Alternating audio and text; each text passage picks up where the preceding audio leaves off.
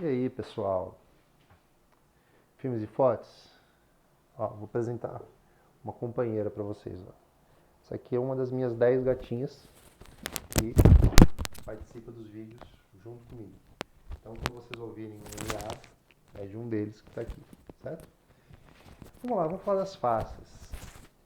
Eu vou começar pela face de Inês Pereira e, no tocar do vídeo, se eu perceber que dá tempo de falar do Velho da Horta, eu falo dessa peça também. Tá? Há uma mitologia curiosa em torno da face de Inês Pereira. É uma das últimas peças que Gil Vicente escreveu. A última foi Floresta de Enganos e depois, poucos anos depois, ele morreu.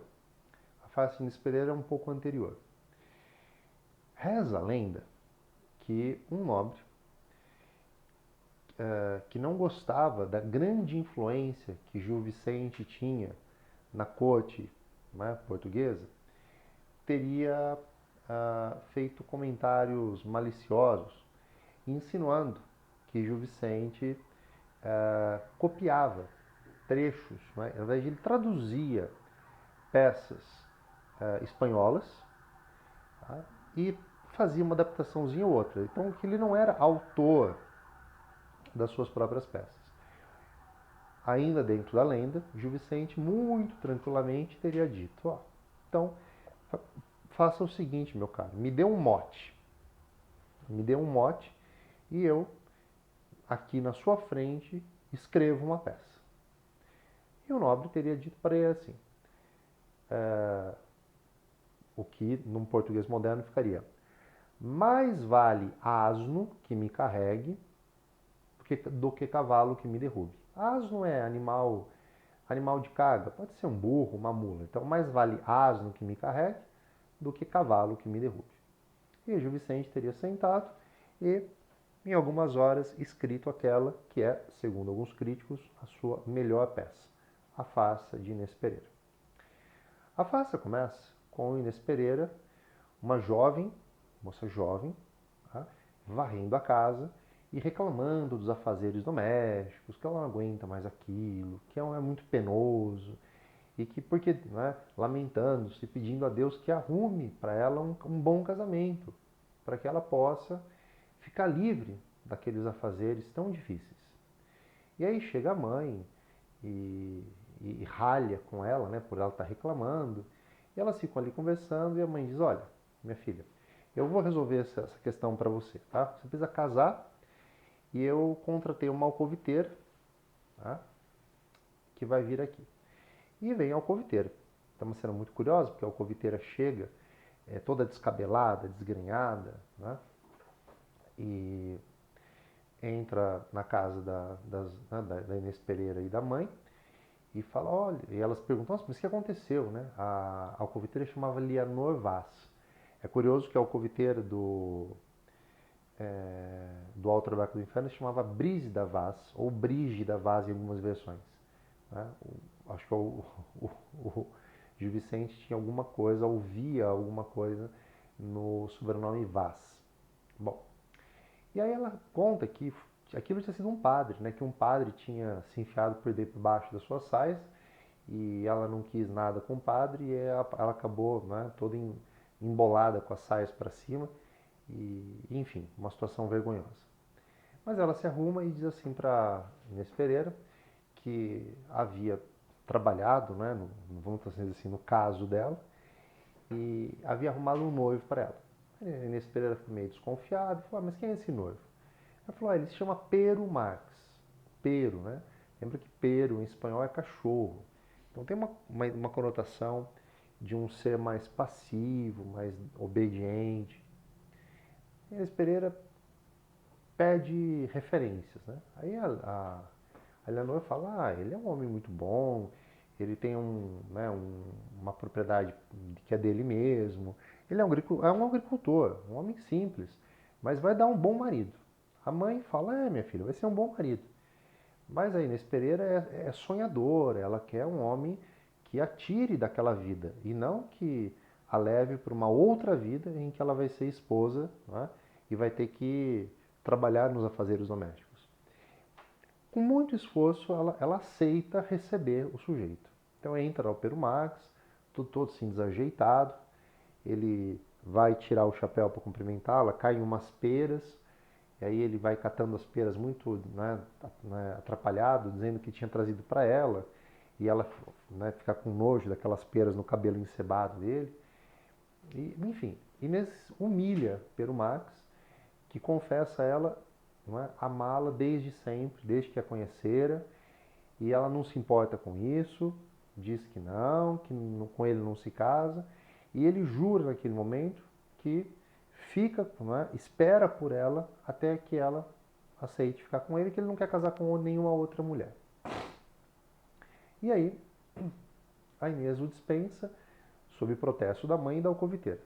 E Inês vai atrás de 2 judeus casamenteiros. Agora, pensem, os judeus eram, no século XVI, tidos e havidos como pessoas traiçoeiras. Depois isso passou, depois a nossa cultura revisou isso daí. Mas até lá eram assim. Tá? Então, eu já mencionei o judeu na peça No Alto Trabalho do Inferno e menciono agora esse papel aqui. E os 2 judeus ouviram a história de Inês, ouviram o quanto um homem como Perumax não, né, a agradava, e aí disseram que não, que ela poderia ficar tranquila, que eles iriam arrumar um bom partido para ela. E aí, Inês Pereira espera, né, pelos judeus casamenteiros. Eles arrumam para ela uma possibilidade de casamento com um escudeiro. Veja, não é um cavaleiro, é um escudeiro.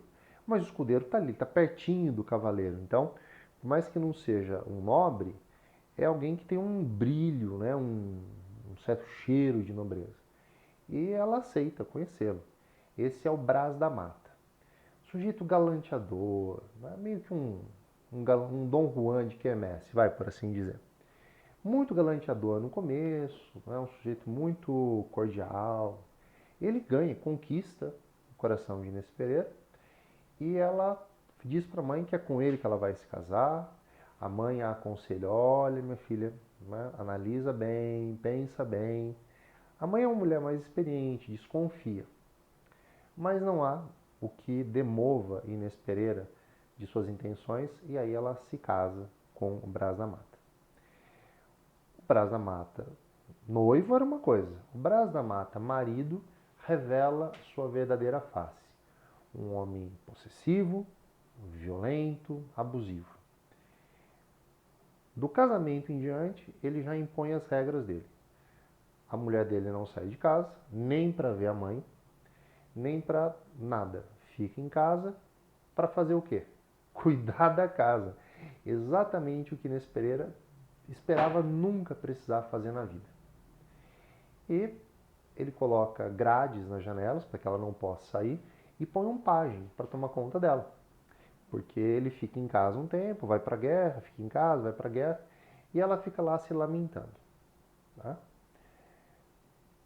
E se não há bem que dure para sempre, não há mal que nunca termine.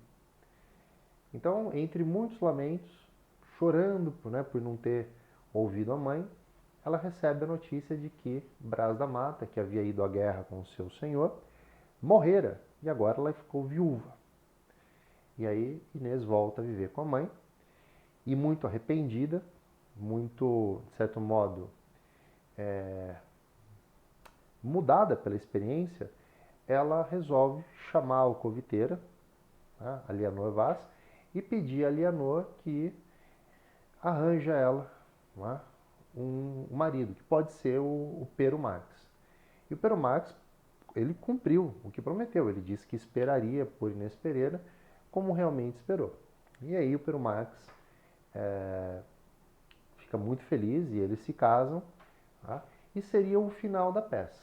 Mas a peça não acaba aí, porque veja, tinha um mote, não tinha? E cadê o mais vale asno que me carrega do que cavalo que me derrube? Tá? Bom, você pode estar pensando, tá aí, ela casou com o Perumax, que é um asno, porque aprendeu que era melhor isso do que casar com um cavalo, ou seja, um homem mais galanteador, mais charmoso, mas que a derrubou, né? A colocou trancada numa casa, numa situação de violência quase. Não, o Gil Vicente, sim, o Gil Vicente vai né, nos colocar numa situação ainda mais engraçada. Já casados, então imagina assim, tempos depois, fizinho da peça. Inês e Pero, um belo domingo, estão cuidando, né, dos afazeres domésticos e ela feliz, cantando, varrendo a casa. Então é outra Inês. Nossa, parece que mudou, né? Da água para o vinho. Inês virou outra Inês. E o Pero Marx a ajuda e muito felizes, eles deixam tudo pronto e vão cantando até uma espécie de santuário, onde há uma igreja e Inês quer rezar. Quando eles chegam lá, Inês leva o Pero Marx até a nave central, o coloca ali ajoelhado e fala para ele assim: ah, meu amor, fica aqui me esperando, que eu vou até ali na sacristia rezar, né? E quando eu terminar, eu volto aqui para te buscar. E o Pero Marx, como eu já disse antes, ele era extremamente obediente. Então ele fala: não, meu amor, tá ótimo. E enquanto ele está aqui rezando, ela vai se encontrar com o ermitão.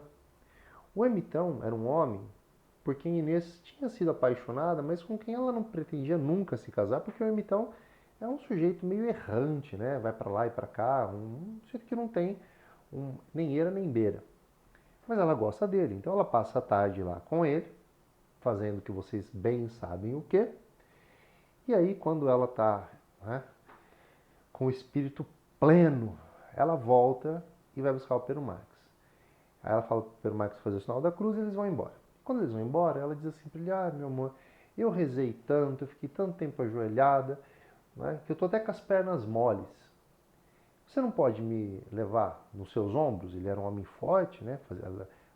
Ele puxava o arado no braço e ele a coloca assim nos ombros, como se ela fosse uma criança, e eles vão caminhando, cantando uma cantiga qualquer que tem como refrão: mais vale asno que me carregue do que cavalo que me derrube. Okay?